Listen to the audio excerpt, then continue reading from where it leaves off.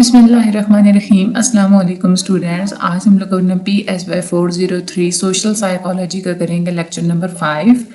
आज के लेक्चर में जो हम पिछले लेक्चर में पढ़ रहे थे ना कि आप लोगों ने रिसर्च प्रोसेस में वो कैसे आप लोगों ने कंडक्ट करना होता है, उसके बारे में तो हम लोग पढ़ेंगे। कलेक्ट जो डेटा कलेक्शन का जो स्टेप होता है, स्टेप नंबर 6, वो हमने आधा पढ़ा था। ठीक है, उसमें हम लोगों ने पढ़ा था कि हम प्रोबेबिलिटी सैंपल्स के थ्रू डेटा को कैसे कलेक्ट करते हैं। प्रोबेबिलिटी सैंपल वो होता है कि पॉपुलेशन में मौजूद हर जितना भी मेंबर होते हैं, हर मेंबर का इक्वल चांस होता है कि वो सैंपल के अंदर इंक्लूड हो जाएगा, वो होता है प्रोबेबिलिटी सैंपल। दूसरी एक और सैम्पलिंग टेक्निक होती है, that is a non probability samples. ये बहुत ज्यादा इंपॉर्टेंट है, आप लोगों के लॉन्ग क्वेश्चन में भी ये वो आज पूछ लेते हैं आपसे। कभी वो कह देते हैं कि प्रोबेबिलिटी सैंपल्स बताएं और कभी आपको बताते हैं कि नॉन प्रोबेबिलिटी सैंपल्स बताएं। उनकी अपनी हेडिंग्स अपने माइंड में रखनी है और ओवरऑल आगे से जो एक कंसेप्ट है वो अपने माइंड में रखना होता है। आप लोगों के MCQs में भी बहुत ज्यादा आता है कि नॉन प्रोबेबिलिटी सैंपल्स कौन से होते हैं और प्रोबेबिलिटी सैंपल्स कौन कौन से होते हैं। ठीक है, तो हम लोग चलते हैं अपने आज के लेक्चर की तरफ। वीडियो को एंड तक देखिएगा, चैनल को सब्सक्राइब करना मत भूलिएगा, वीडियो को आगे शेयर लाजमी कर दीजिएगा। हम लोग बात करते हैं सबसे पहले नॉन प्रोबेबिलिटी सैंपल्स के बारे में। नॉन प्रोबेबिलिटी सैंपल्स रिप्रेजेंटेटिव नहीं भी होते और ये इतने ज्यादा वैलिड भी नहीं होते। ऐसे सैंपल से जो आप लोग इन्फ्रेंसेस ड्रॉ करते हैं, जो आप लोग रिजल्ट्स ड्रॉ करते हैं, वो ना तो टेस्टेबल होते हैं और ना ही आप लोग उनको एज्यूम कर सकते हैं और आप लोग उनको जनरल पॉपुलेशन पे इम्प्लीमेंट भी नहीं कर सकते। इसमें 4 तरह के सैम्पलिंग टेक्निक्स इसमें आ जाती हैं। एक सबसे पहली होती है पर्पसिव सैम्पलिंग। पर्पसिव सैम्पलिंग वो होती है कि जो इन्वेस्टिगेटर है वो पार्टिसिपेंट्स को किसी स्पेशल कैरेक्टरिस्टिक्स की बुनियाद पे सिलेक्ट करता है। फॉर एग्जांपल, एक इंसान है वो सिलेक्ट करना चाहता है कि मैंने ज़हीन लोगों को ही सिर्फ सिलेक्ट करना है, तो एक बेसिक स्पेशल कैरेक्टरिस्टिक की बुनियाद पे वो सिलेक्ट करे, तो ये कौन सी होती है? पर्पसिव सैम्पलिंग होती है। दूसरी होती है एक्सीडेंटल सैम्पलिंग।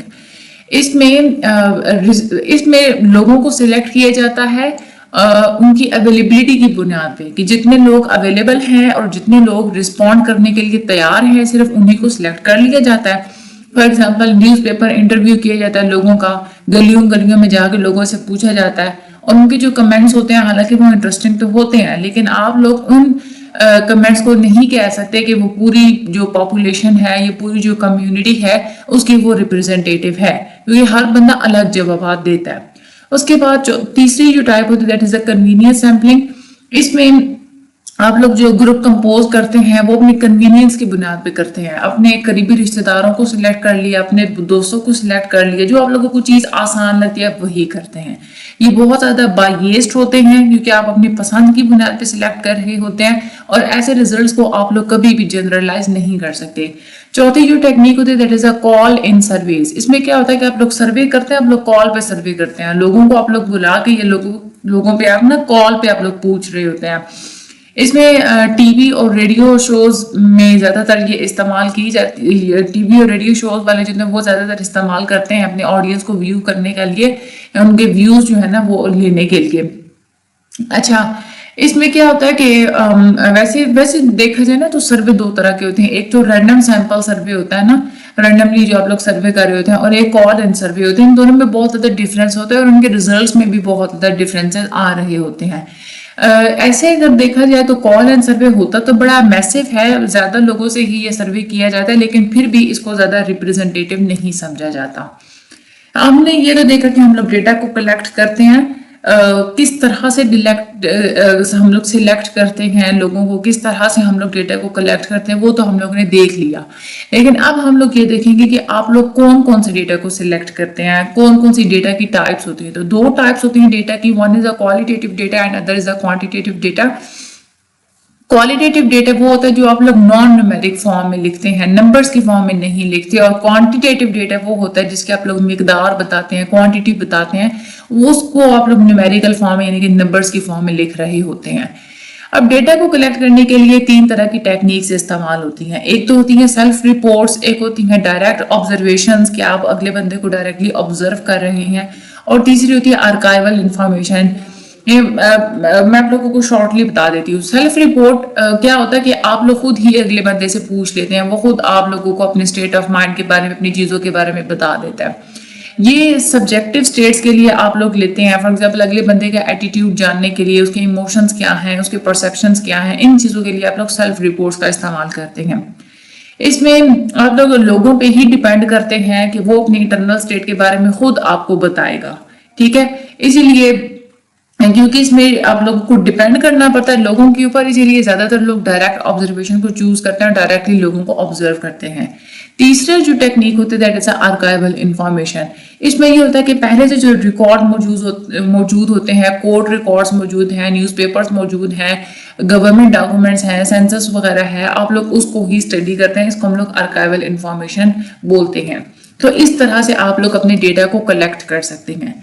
ساتواں جو سٹیپ ہوتا ہے آپ لوگوں کی پوری ریسرچ میں، وہ کیا ہوتا ہے کہ آپ نے ایک دفعہ ڈیٹا کو کلیکٹ کر لیا تو آپ نے اس کو اینالائز کرنا ہوتا ہے اور اپنی تھیوری کو دوبارہ سے ری ایویلویٹ کرنا ہوتا ہے.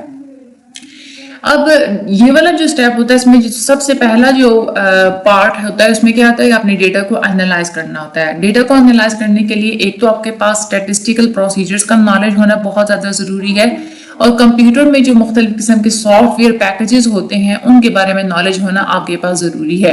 اس میں دو طرح کی اسٹیٹسٹکس ہوتی ہیں، ڈسکرپٹیو اسٹیٹسٹکس اور انفرینشیل اسٹیٹسٹکس. یعنی کہ آپ لوگ دو طرح سے اسٹیٹسٹیکل انالیسس کرتے ہیں. ٹائپس آف اسٹیٹسٹکس یہ بھی بہت زیادہ امپورٹنٹ ہے. ڈسکرپٹیو اسٹیٹسٹکس کا کیا مطلب ہوتا ہے، آپ نے جو اسٹڈی کے اندر جتنے بھی پارٹیسپینٹس کو انکلوڈ کیا تھا ان کی بیہیویئر کو اور ان کی کریکٹرسٹکس کو جسٹ سمرائز کرنا اور ان کو ڈسکرائب کرنا، یہ ہوتی ہے ڈسکرپٹیو اسٹیٹسٹکس. انفرینشیل اسٹیٹسٹکس کیا ہوتی ہے کہ اس میں آپ لوگ جو اپنے سیمپل لیا تھا اس کی بنیاد پہ آپ ریزلٹس، انفرنسز، کنکلوژنز آپ ڈرا کرتے ہیں اور ان کو آپ لوگ جو بڑی جو پاپولیشن ہوتی ہے اس کے اوپر آپ امپلیمنٹ کرتے ہیں. یہ ہوتی ہے انفرینشیل اسٹیٹسٹکس. آپ لوگ چیزوں کے انفرنسز کر رہے ہوتے ہیں. ڈیٹا انالیسس جب آپ لوگ کر لیتے ہیں اس کے بعد آپ لوگ ڈٹرمن کرتے ہیں کہ آپ کا جو ہائپوتھیسس تھا وہ سکسیسفلی کسی بھی آؤٹ کم کو پریڈکٹ کر رہا ہے یا نہیں کر رہا. پھر اس کے بعد جو ریسرچرز ہوتے ہیں وہ اپنی تھیوری کو ری ایویلویٹ کرتے ہیں. اگر تو آپ کا ڈیٹا آپ کی اسٹڈی کے ہائپوتھیسس کو سپورٹ ہی نہیں کر رہا یا کچھ ہائپوتھیسس کو سپورٹ کر رہا ہے، کچھ حصے کو نہیں سپورٹ کر رہا، تو پھر آپ لوگ اپنی تھیوری کو کیا کریں گے کہ اس کو ریوائز کریں گے. ٹھیک ہے، یہ ہو گیا ہمارا 7واں سٹیپ. اس کے بعد 8واں سٹیپ کیا ہوتا ہے کہ آپ اپنے ریزلٹس کو رپورٹ کرنا ہوتا ہے. آپ لوگوں نے اپنے ریزلٹس کو آگے لوگوں تک پہنچانا ہوتا ہے. 3 طرح کے طریقے ہوتے ہیں جس کے تھرو آپ لوگ اپنے نالج کو اپنے لوگوں تک پہنچا سکتے ہیں. پہلا طریقہ تو یہ ہے کہ جو سائنٹیفک جرنلز ہوتے ہیں اس میں آپ اپنے آرٹیکلز کو پبلش کر دیں. دوسرا طریقہ یہ ہے کہ جو پروفیشنل لوگوں کی میٹنگز ہوتی ہیں ان میں جا کے آپ پریزنٹیشنز دیں. تیسرا طریقہ یہ ہوتا ہے کہ آپ دوسرے ریسرچرز کو پرسنلی خود انفارم کر دیں. اگر آپ لوگ ریسرچ آرٹیکل لکھ رہے ہیں تو وہ آپ لوگوں نے کیسے لکھنا ہے، سب سے پہلے اپنے ریسرچ کا آپ لوگ ٹائٹل دیں. اس کے بعد آتھرز لکھیں کہ کس نے ریسرچ کی، اپنے بارے میں جو بھی انٹروڈکشن ہے وہ دیں. اس کے بعد آپ لوگ ایبسٹریکٹس لکھتے ہیں جو آپ لوگ کس مقصد کے لیے، جو ہائپوتھیسس وغیرہ جو کچھ آپ لوگوں کو لکھنا ہوتا ہے. پھر سمری تھوڑی سی آپ لوگوں نے لکھنی ہوتی ہے. اس کے بعد انٹروڈکشن دینا ہوتا ہے، پھر اپنے میتھڈ بتانا ہوتا ہے اپنے ریسرچ کا، پھر اپنے ریزلٹس لکھنے ہوتے ہیں، پھر اس ریزلٹ کو ڈسکس کرنا ہوتا ہے، اور پھر آپ لوگوں نے کنکلوژنز ڈرا کرنی ہوتی ہیں. پھر آپ لوگوں نے ریفرنسز بتانے ہوتے ہیں، ٹیبلز، فگرز وغیرہ ڈرا کرنے ہوتے ہیں، اپینڈسز چاہیے ہوتی ہیں تو وہ آپ لوگوں نے لکھنی ہوتی ہیں، اور پھر آپ لوگوں نے فٹ نوٹس وغیرہ لکھنے ہوتے ہیں. تو ریسرچ آرٹیکل کے کیا پارٹس ہوتے ہیں یہ آپ لوگوں کے مائنڈ میں ہونے چاہیے. دس از ویری امپورٹنٹ. اب ہم لوگ تھوڑا سا بات کر لیتے ہیں ریسرچ ڈیزائنز کے بارے میں. آپ لوگ جو ریسرچ کر رہے ہوتے ہیں مختلف قسم کے ڈیزائنز کو آپ لوگ استعمال کر رہے ہوتے ہیں. آپ لوگ کون سا ڈیزائن استعمال کریں گے، کون سا ڈیزائن آپ لوگ چوز کریں گے، کس ڈیزائن کو آپ لوگ استعمال کرتے ہوئے انالیسس کریں گے، یہ ڈیپینڈ کرتا ہے 2 چیزوں کے اوپر. پہلی چیز تو یہ کہ آپ کرنا کیا چاہ رہے ہیں. اگر تو آپ لوگ گروپس کے درمیان ڈفرینسز کو سمپلی دیکھنا چاہ رہے ہیں تو اس کی ٹیکنیکس ڈفرینٹ ہوتی ہیں.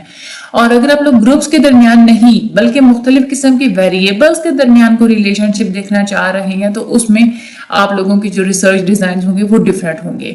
ویسے اگر دیکھا جائے تو مینلی 3 طرح کے ریسرچ ڈیزائنز ہوتے ہیں. سب سے پہلے جو ریسرچ ڈیزائن ہوتا ہے وہ ہوتا ہے ڈسکرپٹیو انویسٹیگیشنز. یہ ایک نان ایکسپیریمنٹل ڈیزائن ہوتا ہے. اس میں آپ لوگ کوئی ایکسپیریمنٹ نہیں کر رہے ہوتے بلکہ جسٹ آپ لوگ کیا کرتے ہیں, کسی فنامنا کو ڈسکرائب کرتے ہیں. فار ایگزامپل آپ یہ کہتے ہیں کہ ہمارے پاپولیشن میں پائے جانے والے لوگوں کا باڈی ٹیمپریچر کی نارمل رینج اتنی ہے, اتنے سے لے کے اتنی ہے. تو یہ کوانٹیٹیو اسٹڈی, آپ لوگ کوانٹیٹی بتا رہے ہیں کہ اتنا ٹیمپریچر پایا جاتا ہے نارملی.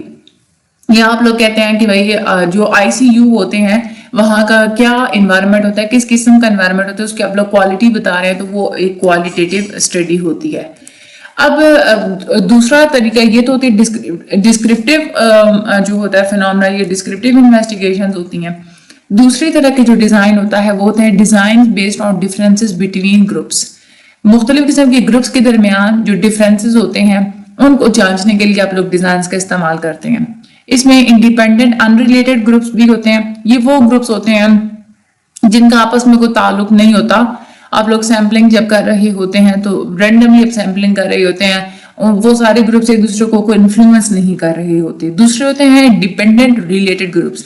یہ وہ گروپس ہوتے ہیں جن میں کچھ فیکٹرز میں ایک گروپ کی ویلیوز جب چینج ہوتی ہیں تو دوسرے گروپ کی ویلیوز بھی چینج ہوتی ہیں, یعنی کہ دو گروپس آپس میں کو ریلیٹڈ ہوتے ہیں. اس میں دو طرح کی ٹیکنیکس کو استعمال کیا جاتا ہے. اس میں ایک تو ریپیٹڈ میئرز ڈیزائن کو استعمال کیا جاتا ہے. یہ اس لیے استعمال کیا جاتا ہے کہ مختلف قسم کی چیزوں کے درمیان وقت کے ساتھ کیسے تبدیلیاں آتی ہیں, ان تبدیلیوں کو اسیس کرنے کے لیے آپ لوگ ریپیٹڈ میئرز ڈیزائن کا استعمال کرتے ہیں. ایک دفعہ آپ لوگ میجرمنٹس وغیرہ لے لیتے ہیں, اس کے کچھ عرصے کے بعد آپ لوگ دوبارہ سے میجرمنٹس لیتے ہیں اور آپ لوگ یہ دیکھتے ہیں کہ چینج کتنا آیا ہے. یہ سب سے زیادہ پاپولر ڈیزائن ہے اور اس میں کچھ لوگ ہی آپ لوگ چوز کر کے اور پھر آپ لوگ یہ والی جو ڈیزائن ہے آپ لوگ اس کو یوز کر سکتے ہیں. اس میں جو سبجیکٹس ہوتے ہیں وہ تو ڈفرینٹ ہوتے ہی ہیں, لیکن پھر بھی آپ نے کنڈیشنز کو سیم رکھنا ہوتا ہے جب بھی آپ لوگ میجرمنٹس وغیرہ لے رہے ہیں. بعض دفعہ آرڈر افیکٹ ہوتا ہے کہ آپ نے دو گروپس بنائے, آپ نے ان کو دو ڈفرینٹ کنڈیشنز میں اسیس کرنا ہے. تو آپ ایسے کریں کہ پہلی جو کنڈیشن ہے اس میں آپ لوگ پہلے گروپ 1 سے پہلے ٹیسٹ لیں, گروپ 2 سے بعد میں لے لیں. پھر جو دوسری کنڈیشن ہے اس میں آپ لوگ گروپ 2 سے پہلے ٹیسٹ لیں اور گروپ 1 سے بعد میں لے لیں. آپ لوگ آرڈر افیکٹ کس طرح سے کمپنسیٹ کر سکتی ہیں. دوسرا جو ہوتا ہے اس میں ڈیپینڈنٹ ریلیٹڈ گروپس کے لیے اس میں آپ لوگ میچڈ سیمپل ڈیزائنز کا بھی استعمال کرتے ہیں, یعنی کہ جہاں جو سبجیکٹس آپس میں مختلف قسم کی کنڈیشنز میں بالکل کلوزلی ریلیٹڈ ہوتے ہیں, ایک دوسرے کے ساتھ میچ کر رہے ہوتے ہیں, انہی سبجیکٹس کو آپ لوگ یوز کرتے ہیں اپنے ڈیزائن کے اندر. اس کے بعد تیسرا جو ایک میتھڈ ہوتا ہے designs based on association between variables. مختلف قسم کے ویریبلس کے درمیان کیا ریلیشن شپ پایا جاتا ہے اس کی بنیاد پہ آپ لوگ ڈیزائنز کو چوز کرتے ہیں. اس کو آپ لوگ ایکسپیریمنٹل سچویشنز میں چوز کرتے ہیں. ایک ویریبل کا لیول آپ لوگ چینج کرتے ہیں, مینیپولیٹ کرتے ہیں اور اس ویریبل کو چینج کرنے کی وجہ سے دوسرے ویریبل میں کیا چینج آیا ہے اس چیز کو آپ لوگ انویسٹیگیٹ کرتے ہیں. جیسے اگر کسی کو سزا دی جاتی ہے تو اس کا کیا افیکٹ ہوتا ہے اور ریوارڈ کا کیا افیکٹ ہوتا ہے پرفارمنس کے اوپر. تو یہاں پہ پنشمنٹ اور ریوارڈ کے آپ لوگ افیکٹس دیکھ رہے ہیں پرفارمنس کے اوپر. تو اس طرح کے جو ویریبلز ہوتے ہیں ہم لوگ ان کو ان کے لیے جو ہم لوگ ڈیزائنز کرتے ہیں وہ ان ویریبلز کے ایسوسیشن کی بنیاد پہ کر رہے ہوتے ہیں. اس کے علاوہ یہ جو 3 میتھڈز اوپر بتائے ہوئے ہیں, اس کے علاوہ 2 اور میتھڈز بھی ہوتے ہیں. لانگیٹیوڈنل ڈیزائنز بھی استعمال ہوتے ہیں اینڈ مکس ڈیزائنز بھی استعمال ہوتے ہیں. لانگیٹیوڈنل ڈیزائنز بالکل ویسے ہی ہوتے ہیں جیسے ریپیٹڈ میئر ڈیزائن استعمال ہوتا ہے. اس میں بھی جو سبجیکٹس ہوتے ہیں, جو پارٹیسپینٹس ہوتے ہیں یا جو ایونٹس ہوتے ہیں ان کو اسی لیے اسٹڈی کیا جاتا ہے کہ وقت گزرنے کے ساتھ ساتھ ان میں کیا چینج آیا ہے. جیسے کیس اسٹڈیز کی جاتی ہے نا, ایک بندہ بیمار ہے تو سائیکولوجسٹ کے پاس وہ گیا تو کچھ عرصے تک علاج کرواتا رہے گا, ساتھ ساتھ سائیکولوجسٹ اس کو لمبے عرصے تک اسٹڈی کرتا رہے گا کہ کیا کیا اس کے اندر چینجز وغیرہ آ رہی ہیں. اس کو ایکسٹینڈیڈ ڈیپینڈنٹ گروپ ڈیزائن بھی بولا جاتا ہے. مکس ڈیزائن بھی ہوتے ہیں. مکس ڈیزائن وہ ہوتے ہیں جس میں آپ لوگ ڈیپینڈنٹ اور انڈیپینڈنٹ گروپ ڈیزائن کا ایک کمبینیشن استعمال کرتے ہیں. اور اس کے علاوہ جو ریسرچ میتھڈز جو کامنلی استعمال ہوتے ہیں وہ 3 طرح کے ہوتے ہیں. آبزرویشنل ریسرچ ہوتی ہے, اس کے علاوہ کو ریلیشنل ریسرچ ہوتی ہے جیسے کہ سرویز وغیرہ کیے جاتے ہیں, اور ایک ایکسپیریمنٹل میتھڈز بھی استعمال کیے جاتے ہیں. سب سے پہلے ہم لوگ آبزرویشنل ریسرچ کے بارے میں بات کرتے ہیں. ऑब्जर्वेशनल रिसर्च आप लोग तब करते हैं जब आपका मेन मकसद हो चीज को डिस्क्राइब करना। डिस्क्रिप्शन जब आप लोगों का गोल होता है तो आप लोग ऑब्जर्वेशनल रिसर्च करते हैं। बिहेवियर को अंडरस्टैंड करना ताकि उसकी बुनियाद पे आप लोग ज्यादा चीजों को प्रिडिक्ट कर सके, कंट्रोल कर सके, एक्सप्लेन कर सके, इसके लिए आप लोग ऑब्जर्वेशंस का इस्तेमाल करते हैं। ये वो साइंटिफिक मेथड होता है जिसमें आप लोग स्टेप बाय स्टेप मुख्तलिफ किस्म के बिहेवियर्स को क्वांटिटी के हिसाब से भी और क्वालिटी के हिसाब से भी जस्ट डिस्क्राइब करते हैं। यहाँ पे साइंटिफिक जो ऑब्जर्वर होता है, जो कि चीजों को ऑब्जर्व कर रहा है, वो चीजों को मैनिपुलेट नहीं करेगा, वो चीजों को चेंज नहीं करेगा, सिंपली जस्ट बिहेवियर को ऑब्जर्व करेगा और उसको रिकॉर्ड कर लेगा। मेन गोल यहाँ पे क्या होता है? डिस्क्रिप्शन। ये बात आप लोगों ने हमेशा याद रखनी है। अब जो ऑब्जर्वेशनल मेथड होता है उसमें 3 तरह की टाइप्स होती हैं। नेचुरलिस्टिक ऑब्जर्वेशन होती है, पार्टिसिपेंट ऑब्जर्वेशन होती है एंड आर्काइवल रिसर्च होती है। ऑब्जर्वेशनल रिसर्च जब आप लोग कर रहे होते हैं तो उसके कैरेक्टरिस्टिक्स क्या होते हैं? सबसे पहला एक तो इसका कैरेक्टरिस्टिक होता है कि आप लोगों ने सिंपली बिहेवियर को रिकॉर्ड करना होता है, आप चेंज नहीं कर सकते उस बिहेवियर को। ये बहुत ज्यादा इसके अंदर वैलिडिटी पाई जाती है। वैलिडिटी इसलिए पाई जाती है क्योंकि आप लोगों ने जो बिहेवियर ऑब्जर्व किया, आपने अपने आंखों से ऑब्जर्व किया, वो बिल्कुल रियल बिहेवियर है, ठीक है, और वो आपकी टारगेट बिहेवियर का बिल्कुल एक एक्चुअल सैंपल है, ठीक है। इसके अलावा लेकिन ये होता है कि इसमें रिसोर्स कंजम्पशन भी बहुत ज्यादा लगती है। आप लोगों को मुख्तलिफ किस्म के ऑपरेटर्स, मुख्तलिफ किस्म के इंस्ट्रूमेंट्स चाहिए होते हैं, टाइम कंज्यूमिंग भी बहुत ज्यादा होता है, और ऐसे जो भी आपके पास रिजल्ट्स वगैरह आते हैं उनको क्वांटिफाई करना डिफिकल्ट होता है। आप लोग उसको क्वांटिटी की फॉर्म में नहीं बता सकते, लफ्जों की फॉर्म में तो आप लोग बता सकते हैं, नंबर्स की फॉर्म में आप लोग उसको नहीं बता सकते। ऑब्जर्वेशन जब भी आप लोग कर रहे हैं तो आप लोगों को 2 बातों का ख्याल रखना होता है। 2 बातें आप लोगों ने अपने माइंड में रखनी होती हैं। एक तो फंक्शनल एनालिसिस। फंक्शनल एनालिसिस का ये मतलब है आपने कोई बिहेवियर देखा तो उसका एंटीसीडेंट क्या है, यानी कि कोई इंसान सर्टेन बिहेवियर में, सर्टेन मैनर में अगर वो बिहेव कर रहा है तो क्यों कर रहा है, उसके पीछे वजह क्या है, एंटीसीडेंट क्या है, वो आपने देखना होता है।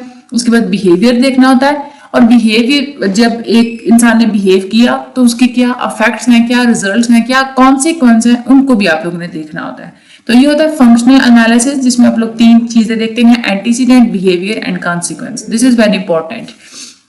उसके बाद आगे हम लोग बात करते हैं बिहेवियर की कैटेगरीज भी आप लोगों ने बतानी होती हैं। आप लोग ऑब्जर्व कर रहे हैं, आप लोगों ने किसी की बिहेवियर को ऑब्जर्व किया तो आप लोगों ने अपने क्लियरली बताना है कि जो उन्होंने बिहेवियर ऑब्जर्व किया उसकी मैंने ये वाली कैटेगरीज को मैंने ऑब्जर्व किया। आप लोगों ने क्लियरली इस चीज को डिस्क्राइब करना होता है एक तो, और दूसरी बात ये कि आप लोग जब क्लियरली डिस्क्राइब कर देते हैं तो आप लोग उसको ऑपरेशनली भी डिफाइन करना होता है। ऑपरेशनली डिफाइन करने का क्या मतलब होता है, ये पूरा एक टॉपिक है जो कि हम लोग अगले लेक्चर में पढ़ेंगे। फॉर एग्जाम्पल आपने किसी की बिहेवियर को जो है आपने ऑब्जर्व किया कि वो एक इंटरपर्सनल इंटरेक्शन कर रहा है, तो आप लोगों ने उसकी कैटेगरी बतानी है। भाई इंटरपर्सनल इंटरेक्शन कर रहा था तो कैसे कर रहा था, उसने कन्वर्सेशन को इनिशिएट किया या कन्वर्सेशन को मेंटेन रख रहा है, आई कॉन्टैक्ट को मेंटेन रख रहा है, ये क्या कर रहा है। फॉर एग्जाम्पल अगर आप लोगों ने किसी का बिहेवियर नोट डाउन किया कि उसका एग्रेसिव बिहेवियर है तो मजीद आप लोग उसकी कैटेगरीज बताएं कि एग्रेसिव बिहेवियर अगर आप लोगों ने नोट डाउन किया तो कौन सा एग्रेसिव बिहेवियर आप लोगों ने नोट डाउन किया, फिजिकल किया या वर्बल किया। फिजिकल तभी होगा जब कोई इंसान किसी को धक्का दे रहा है, मार रहा है, किक कर रहा है, पंच मार रहा है, पिंचिंग कर रहा है, बाइटिंग कर रहा है उसको, या चीजें उसके ऊपर फेंक रहा है, या थप्पड़ मारा है, तो फिर आप लोग कहेंगे कि उसका एग्रेसिव बिहेवियर था। और एग्रेसिव बिहेवियर की भी फिजिकल कैटेगरी आप लोगों ने ऑब्जर्व की। लेकिन अगर कोई इंसान जस्ट किसी को घूर रहा है, उसने तेवरी चढ़ाई हुई है, दूसरे पे लान तान कर रहा है, गालियां दे रहा है, इंसल्ट कर रहा है, या एक थ्रेटनिंग वे में धमकियों वाले अंदाज में बोल रहा है, या उसके बुरे नामों से पुकार है उसको, फिर आप लोग कहेंगे कि उसका एग्रेसिव बिहेवियर तो था लेकिन उसकी कैटेगरी कौन सी थी, वर्बल थी। तो आप लोगों ने जो भी आप लोग बिहेवियर को ऑब्जर्व कर रहे होते हैं तो सबसे पहले तो आप लोगों ने उसका फंक्शनल एनालिसिस करना होता है, एंटीसीडेंट क्या है, बिहेवियर क्या है और कॉन्सिक्वेंस क्या है। और बिहेवियर में भी आप लोगों ने फर्दर बताना होता है कि उसकी कैटेगरीज क्या हैं, और फिर आप लोगों ने उसको ऑपरेशनली भी डिफाइन करना होता है। वो कैसे करना होता है वो हम लोग अगले लेक्चर में पढ़ेंगे। इसमें अगर देखा जाए तो आप लोगों की मैं बता देती हूँ कौन कौन सी चीजें इंपॉर्टेंट हैं। ठहरें 1 मिनट में। अच्छा, یہ ہم لوگ چلتے ہیں سب سے پہلے اپنے لیکچر کے شروع میں چلتے ہیں probability sampling, naan probability sampling اور پروبیبلٹی سیمپلنگ، یہ دونوں امپورٹنٹ ہیں. پروبیبلٹی سیمپلز ہم لوگوں نے پچھلے لیکچر میں پڑھا تھا، تو یہ آپ لوگوں نے اپنے مائنڈ میں رکھنا ہے. ٹائپس آف ڈیٹا کون سی ہوتی ہیں، ڈیٹا کلیکشن کی ٹیکنیکس کون سی ہوتی ہیں، یہ آپ لوگوں کے MCQs میں بھی آتی ہیں، یہ بھی آپ لوگوں کے مائنڈ میں ہونے چاہیے. اس کے آپ لوگ جسٹ ہیڈنگس کر لیں نا، تو باقی آپ لوگوں نے لیکچر سننا ہوتا ہے تو آپ لوگوں کو خود ہی ایزیلی وہ آ جاتا ہے مائنڈ میں. 7واں اسٹیپ کون سا ہوتا ہے؟ ڈیٹا کو انالائز کرنا اور تھیوری کو ری ایویلویٹ کرنا. ٹائپس آف اسٹیٹسٹکس 2 ہوتی ہیں، یہ چیز آپ لوگوں نے ایک تو یاد رکھنی ہے، باقی اس میں کوئی رٹا لگانے والی چیز نہیں ہے. ریزلٹس کو جب رپورٹ کرتے ہیں تو کیسے کرتے ہیں، یہ 3 طریقے رپورٹ کرنے کے، یہ بہت زیادہ امپورٹنٹ ہیں. ریسرچ آرٹیکل کے کون کون سے پارٹس ہوتے ہیں یہ بھی بہت زیادہ امپورٹنٹ ہیں. اس کے بعد ریسرچ ڈیزائنس کی بات کرتے ہیں تو کون کون سے ہوتے ہیں، 3 ریسرچ ڈیزائنس ہوتے ہیں، تینوں کی آپ لوگوں نے ہیڈنگز یاد کر لینی ہے. ایک ڈسکرپٹیو انویسٹیگیشنز، دوسرا ہوتا ہے designs based on differences between groups, اور تیسری ہوتی ہے designs based on association between variables. ٹھیک ہے، اور اس کے علاوہ بھی 2 اور ڈیزائنز ہوتے ہیں، لانگیٹیوڈنل ڈیزائنز کون سے ہوتے ہیں اور مکس ڈیزائنز کون سے ہوتے ہیں. ٹھیک ہے، یہ آپ لوگوں نے کر لینی ہے. ریسرچ میتھڈز 3 طرح کے ہوتے ہیں، اور اس میں آبزرویشنل ریسرچ ہم لوگ کیوں کرتے ہیں، کیسے کرتے ہیں، اس کی کیا کریکٹرسٹکس ہوتی ہیں اور اس کے کیا ایسینشیلز ہوتے ہیں، یہ ساری چیزیں آپ لوگوں نے اپنے مائنڈ میں رکھنی ہے. بہت زیادہ ایزی آپ لوگوں کا لیکچر ہے، اس میں کوئی بھی چیز، کوئی ایک بھی چیز اس میں ڈیفیکلٹ نہیں ہے. ٹھیک ہے، یہ چیزیں آپ لوگوں نے کر لینی ہے. باقی ویڈیو کو آگے ہر اسٹڈی گروپ میں شیئر کر دینا ہے، چینل کو آپ لوگوں نے سبسکرائب کر دینا ہے تاکہ جیسے ہی کوئی نیا لیکچر آئے تو آپ لوگوں کو فوراً سے نوٹیفیکیشن مل جائے. باقی مجھے اپنی دعا میں یاد رکھیے گا. Thank you so much and اللہ حافظ.